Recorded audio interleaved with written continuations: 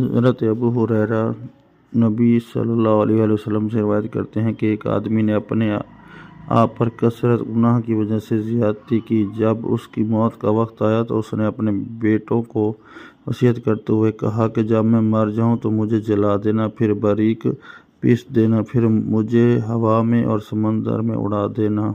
اللہ کی قسم، اگر میرے رب نے مجھے عذاب دینے کے لیے گرفتار کی تو مجھے ایسا عذاب دیا گیا کہ اس جیسا عذاب کسی کو نہ دیا گیا ہوگا۔ بس اس کے ساتھ ایسا ہی کیا گیا۔ پس اللہ نے زمین سے فرمایا، تو نے جو کچھ لیا ہے وہ نکال دے۔ پس فوراً وہ آدمی مجسمہ کھڑا ہو گیا تو اللہ نے اسے فرمایا، تجھے اس عمل پر کس چیز نے اکسایا؟ تو اس نے عرض کیا، اے میرے رب، تیرے خوف اور ڈر نے۔ اللہ نے اسی وجہ سے اسے معاف فرما دیا۔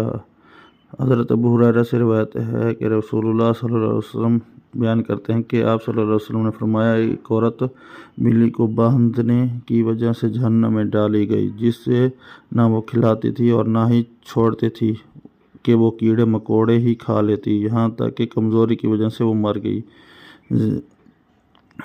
غوری نے کہا، اس سے مراد یہ ہے کہ نہ تو رحمت پر بالکل اعتماد کریں، نیک اعمال ہی نہ کریں کہ اور نہ ہی اللہ کی رحمت سے نا امید ہوں۔